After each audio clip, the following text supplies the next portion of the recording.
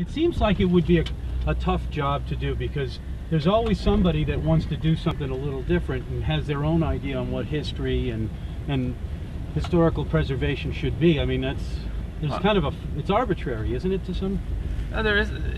It's arbitrary in the sense that art appreciation is arbitrary. If people look at a painting, they get different things out of it.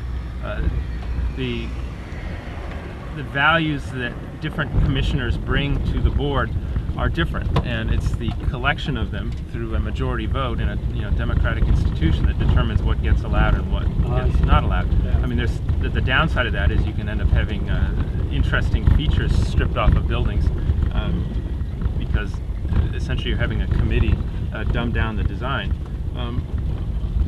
On the other hand, you can also there's plenty of people who've come in and made convincing arguments for doing something different, and I've seen the commission be open to that. It really comes down to whether or not it's good design or not, and that's like coming down to whether it's a question of whether something's good art or not. And it's a hard question to answer. So does it bother you that sometimes you might get somebody in there that says, you know what, you're a jerk, you didn't treat me fairly, I spent a lot of money on this, and how important is having a lot of money if you have lawyers to fight it? The HDC is surprisingly not governed by lawyers. There's architects, I can't name names, but there's architects who have a real good feeling for the Historic District Commission regulations and rules who come in there and then work with the commission. And I've had architects come to the commission and say that they actually appreciate the commission's input because they think the design came out better than it was originally. There's other architects who essentially it's like getting their cuff caught in a grinder. They just can't get out of there. I don't hear a whole lot of people being personally upset.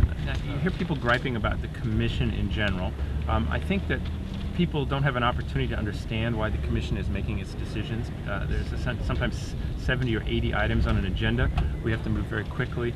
We don't have time to get into philosophical discussions about why we're going one way or why we're going the other. And a lot of people who sit there in the room don't actually listen to what we're saying about all of the other projects. So sometimes people are angry because they've only been paying attention to their project and they haven't seen the bigger picture of how their project is being treated compared to all of the other projects.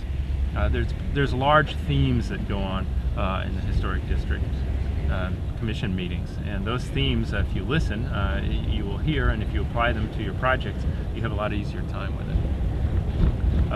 People have personally gotten mad at us on the commission. I think it's not the professionals. Obviously, that's their business. Sometimes homeowners can be very personally invested in the project that they're bringing. They're spending so much money. And it can, well, even if they've designed it themselves, even more, because then it's a personal investment. You're essentially telling them that you don't appreciate their efforts. And so it's important to try to be kind to those people when you're talking to them.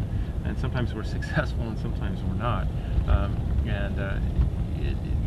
I don't think anybody wants to hurt somebody's feelings. And we try to, it's a give and take. Working with HDC is a dance. You come in with your steps and the HDC says we'd like you to go here, and you can come back and either go there or you can say now I want to go over here. And sometimes we have projects that go back and forth for 5, 6, 7 go-arounds, and sometimes those houses end up much better by the end, and sometimes I think everybody involved in the process is just frustrated, including the HDC members. I can only imagine it must happen. These places up here, can we talk a little bit about them? Sure. Well, this place was, at one time you'd look at it and you'd go, my God, that's got to be the oldest house on Nantucket. Now look at it.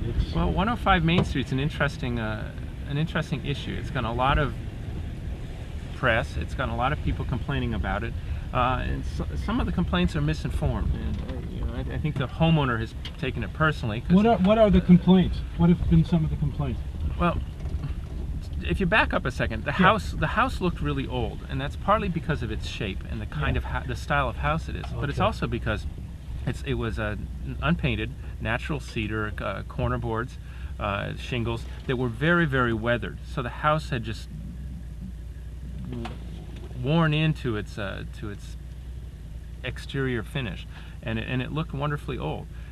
if they'd come in here and done nothing other than reshingle it and replace the corner boards, all of which needed replacing, I think that it would, and the window casings, it would look essentially the same as what we're looking at now.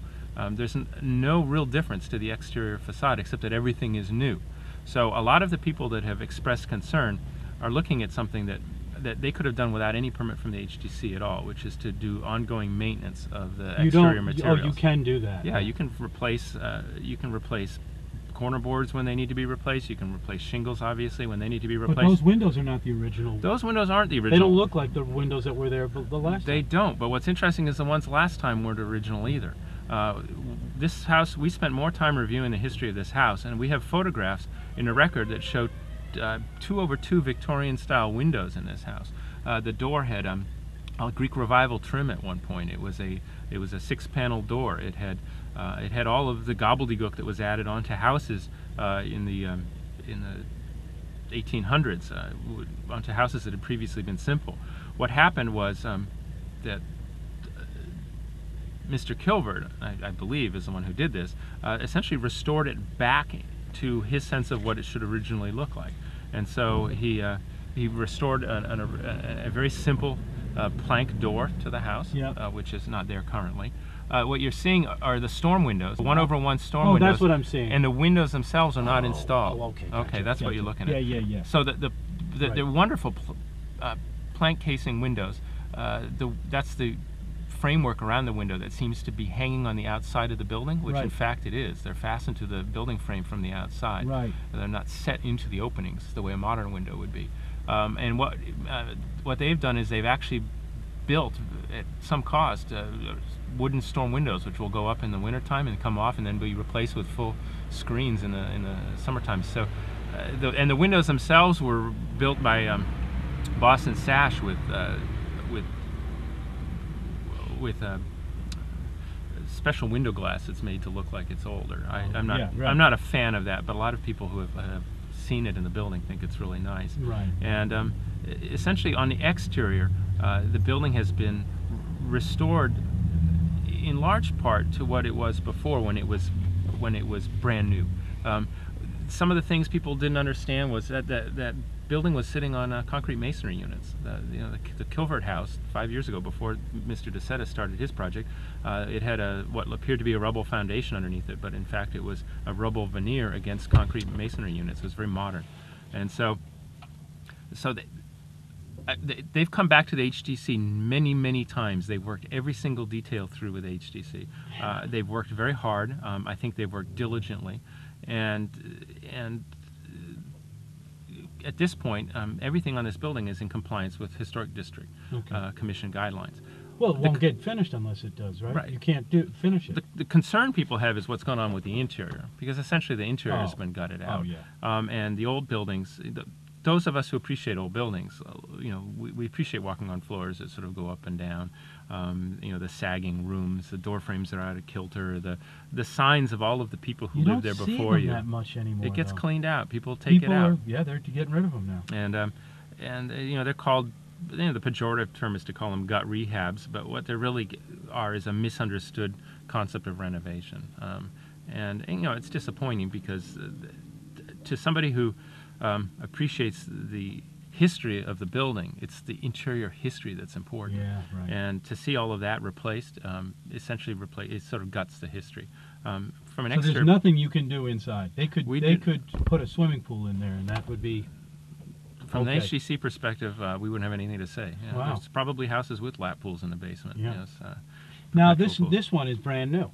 Yeah, the next house down is interesting, because this was subdivided. The Kilvert subdivided the lot and sold off that lot separately, and so there was a buildable lot. And the HTC, of course, has no authority to say you can't build a house there. So the property owner proposed to build a house, and that house actually went through a number of go-rounds.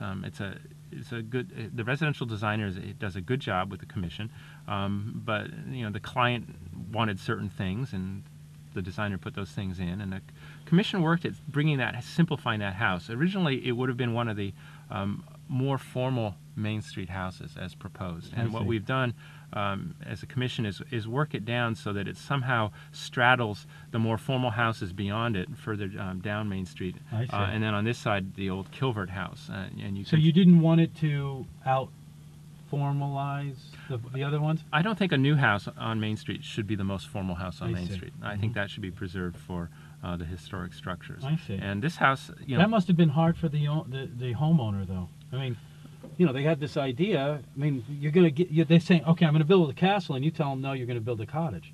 well, we didn't tell them they had to build a cottage, but No, they I know, certainly, but you know what I it's, mean. it's not a castle, Right, right. and it's Right. I don't know what's in between a cottage and a castle, but it's a But fine house and it has Right, an right. enormous amount of interior space. Sure, sure. It extends back into the lot. We also had there's an old building in the back of the lot that they wanted to remove, and we insisted they keep it. It had originally been up on the front, and at one point was an ice cream parlor right up here. And on I'm not top of I'm Main not Street. suggesting that it looks like a cottage. So I don't want the people to think that. I think it's a beautiful house. There's no, you know, it's a classic house. It's classic looking. It's a federal style house, is what it is. Right. And the next and you one, wanted to make sure that it looked as if it had been here. in time, that I Ken? think it will look like Yeah. you know. Yeah. I think, you know, in some years, people will come down the street and not necessarily know that that's a new house. Certain people will, partly because of the house has to meet the 30-foot height requirement under zoning, so it had to be short. In order to do that, the building isn't as deep as it might have been otherwise in historical times. Mhm. So there's a bunch of tip-offs to people who are really familiar with the architecture on Nantucket. But it's a nice looking house, and I think it fits in on Main Street. It doesn't detract from the other houses. Mhm. And it's you know, in time people won't know. Now that's an interesting debate in itself, because there's some people who are very concerned about preserving historical structures who say that we shouldn't build the infill structures so that they disguise themselves, and so people don't know which is historic and which isn't historic. But Right. the view and the position Nantucket has taken through the last 50 years is that the infill buildings should reflect the surrounding buildings.